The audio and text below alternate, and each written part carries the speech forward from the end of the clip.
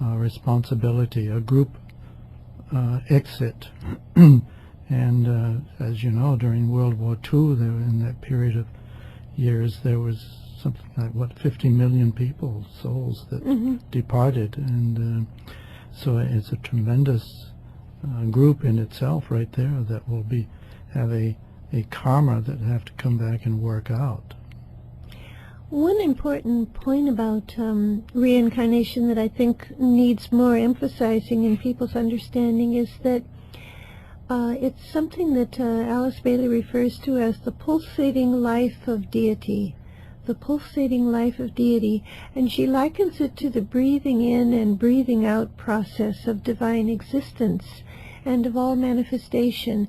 I find that a beautiful image to reflect on, and again it expresses the periodic cyclic nature of life.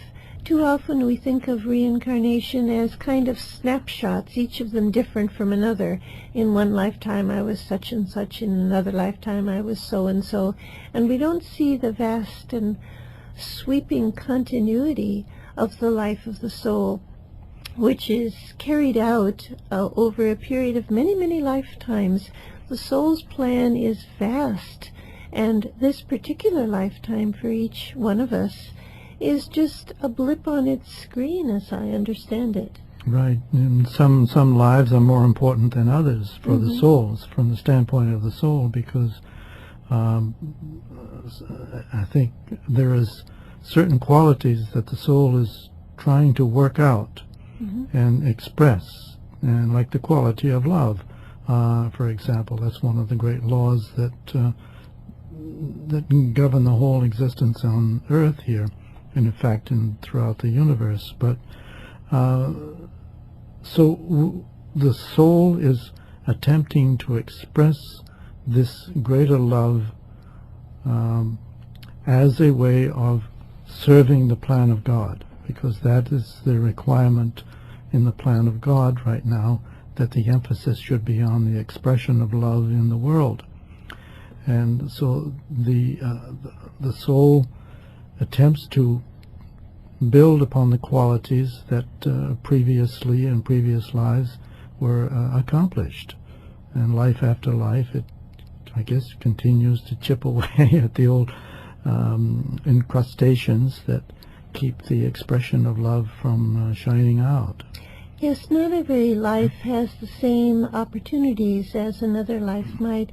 I know it's said that some lives are basically spent clearing the decks for the future. In other words, taking care of obligations and debts and responsibilities that have to be met, so that in the future the soul can initiate a new cycle, so to speak. Other lifetimes for some individuals are really new moments, new opportunities in the life of the soul, where fresh ground is being tilled, so to speak. And I suppose each of us could reflect on where we think we stand in our soul's unfoldment of its plan. It's very difficult to know, but it might explain some of the frustration that some of us feel, that things aren't moving along faster, or that circumstances aren't such that we could realize what we really think is our goal. It might not be the goal of the soul at this particular time. It might lie in the future. Maybe the frustration of the present lifetime is due to our need to meet certain obligations that have to be dealt with, and we should be at peace with it. These are interesting points to ponder on. For those people who just tuned in, you're listening to Inner Sight. Our topic for today, Reincarnation, Part 2. We have a special offer from Lucis Publishing Company today, and that's the Alice Bailey book, The Soul, The Quality of Life. The Soul, The Quality of Life is a compilation of extracts from the 24 books of Alice Bailey. And in essence, what you'll find, the soul, the higher self or individuality, is the guiding force within every human being. Through the law of rebirth or reincarnation, the soul returns to manifestation, life after life, for purposes of service to the plan. So you'll be able to explore the topic that we're talking about today, reincarnation, in greater depth if you purchase the book The Soul, The Quality of Life by Alice Bailey. And the special offer comes in the form of free shipping and handling. It's available for $16. What you need to do if you want to have this book, The Soul, The Quality of Life, is ask for the book, write a little notation saying that you heard about the offer on the program Inner Sight. So you'll send a check or money order, $16, to Lucis Publishing, 120 Wall Street, New York, New York, 10005. So once again, you'll ask for the book, The Soul, The Quality of Life. Send your $16 check or money order to Lucis, L-U-C-I-S, Lucis Publishing, 120 Wall Street, New York, New York, 10005. And if you'd like to get in touch with us for any reason whatsoever, give us a call on our toll-free number, which is 1-866-695-8247. That's 1-866-695-8247. And the easy way to remember it is 1-866-NY-LUCIS. Think of 1-866 New York Lucis. Our website, www.lucistrust.org. And if you key into our website, you'll find a lot of interesting information about Lucis Trust. And one of the primary reasons people seem to key into that website is to listen to our previously archived library of radio shows. And we've got numerous radio shows archived on the website, hundreds, I think, at this particular point. So you'll be able to, if you miss a show, you'll be able to listen and catch up. This is Inner Sight, and our topic today is reincarnation. Last time we met, we were talking about an idea that you set forth that I thought was very interesting, Sarah. It was about the 3 seeds, and it had to do with reincarnation, and I found myself riveted to that particular idea when you were speaking about it, but it was so new to me. I'd like you to recap that and tell us about the 3 seeds, which somehow relate to reincarnation. Yes, it has to do with the link, obviously, between reincarnation and death. It's all really part of the same process, the pulsating life of deity, as Alice Bailey expressed it, the breathing in and breathing out of spirit as it expresses through a human being.